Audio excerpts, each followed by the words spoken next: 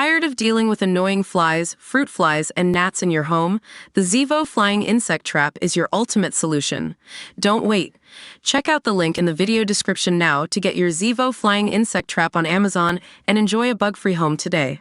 A senior member of Keir Starmer's shadow cabinet voiced her shock and disappointment today after being snubbed for a government role. Emily Thornberry, who was shadow attorney general until the election, said she had not been given a job by the party leader as he set out his first administration. Sir Keir made high-profile human rights barrister Richard Hermer his attorney general on Friday, one in a series of technocratic appointments. But over the weekend and into Monday, as more junior roles were dished out, there was no room for the Islington South and Finsbury MP, who was shadow foreign secretary under Jeremy Corbyn. Ms. Thornberry's career has been overshadowed by a number of high-profile gaffes, including sneering at a house for proudly flying the England flag.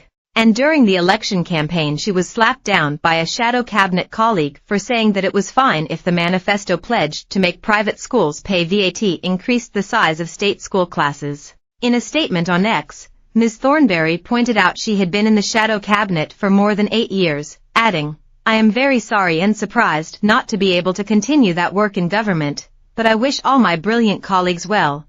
And I know that Richard Hermer KC, a much more accomplished lawyer than I could ever hope to be, will do an outstanding job as Attorney General. Nothing in the personal disappointment I feel can detract from the amazing and historic victory that all of us in the labor movement worked together to win last week, and the chance we now have to change the country for the better."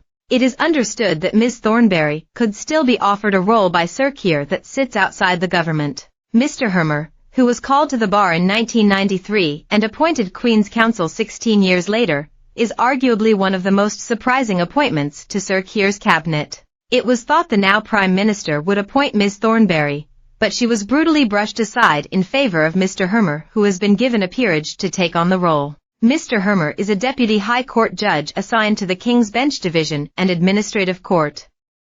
He has previously shown his support for Palestinian people as a human rights lawyer. Last year, he was one of a number of signatories of a letter written to the then Foreign Secretary James Cleverly which stated the Israeli government is led by a coalition of far-right parties whose common goal is the formal annexation of the West Bank and the extension of a one-state reality of unequal rights over more than 5 million Palestinians under occupation.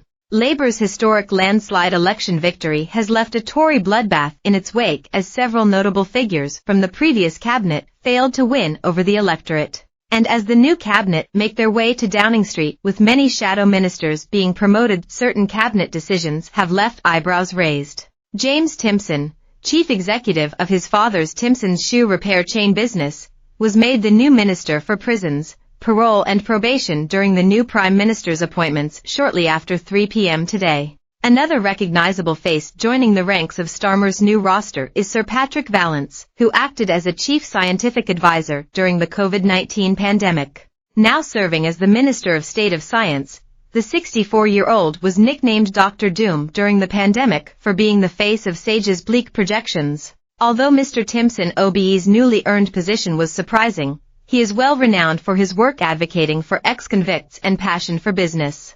Chair of the Employers Forum for Reducing Reoffending, EFFRR, until 2016, the Timpson's boss has been applauded for his schemes rehabilitating offenders. That same year, he became chair of the Prison Reform Trust, establishing employment advisory board network throughout the country to help improve job opportunities for prison leavers. For his very active work in getting disadvantaged people in employment and training, the new cabinet member was awarded in OBE in 2011. Namely, the retailer's CEO employed ex-prisoners in branches of his family's business in a bid to rehabilitate them. According to the Mirror, the UK business has now hired 600 ex-criminals throughout the UK. He told the publication in 2019, "If you employ an ex-offender, someone long-term unemployed, a